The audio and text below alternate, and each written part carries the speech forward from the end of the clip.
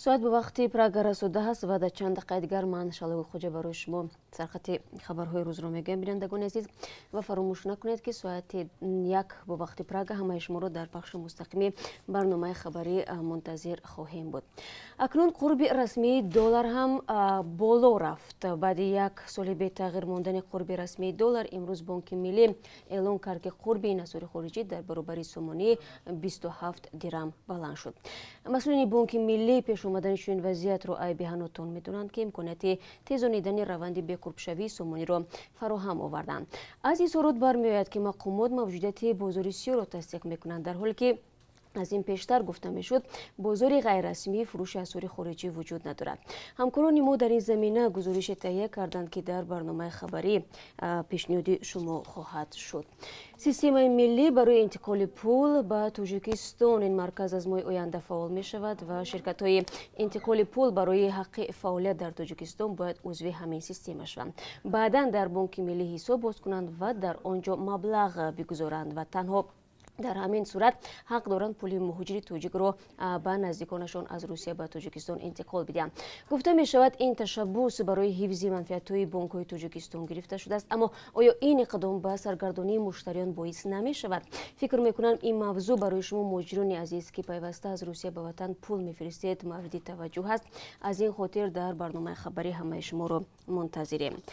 کودکان قربانی جنگ در یمن در برنامه امروز در مثال یک کودک یمنی که فقط از پوست و استخوان عبارت است از آن خواهیم گفت که چگونه نزاع از کمبغلترین کشور عربی به قحطی وادار کرده است. سازمان ملل میگوید که تخمینا 80% اهالی یمن به کمک بشری نیاز دارد.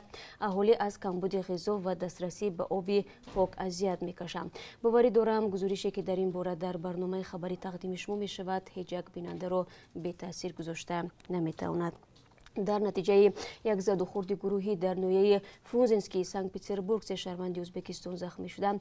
در این باره وزارت امور خارجه ازبکستان خبر داد. با آگهی کنسولگری ازبکستان 16 آگوست در زن و زنی گروهی در سنت پترزبورگ سه شهروند این کشور از تیر سیلای تروماتیکی زخمی شدند. وضع آنها وزن میانه ارزیابی می شود. ضمن رسانه‌های تاس و فانتانک 17 آگوست خبر دادند که 7 نفر شهروندان آذربایجان و ازبکستان در بازار پترزبورگ زن و زنی کردم و جوان 20 ساله ادعا دارد که بعد لطوکوب شدن در خدمت سلامتیش را از دست داده است. به گفته این جوان همگی یک مدت انجام مهلت خدمت سربازیش باقی مانده بود، ولی از آنجا معیوب به خانه برگشت.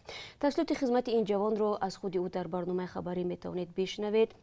من تنها یادآور میشم که کمیته ضد شکنجه سازمان ملل متحد از حکومت تاجیکستان خواسته بود بدرفتاری و شکنجه و مناسبت دغلانه در صف نیروهای مسلح را ریشه‌کن کند. بدرفتاری در صف نیروهای مسلح و آزار سربازان یکی از عامل‌های پرهیز جوانان از خدمت در صف ارتش تاجیکستان گفته می شود. و بینندگان عزیز چند خبر دیگر نیز هست که فکر میکنم تو برنامه خبری تفصیلاتش در دست ما خواهد رسید و ما پیشنهاد شما میکنیم ساعت 1 به وقت پراگ یادتون نرود در همین جا، یعنی در آزادی ویدیو کانال مستقیم رادیو آزادی در یوتیوب همه شما رو منتظریم.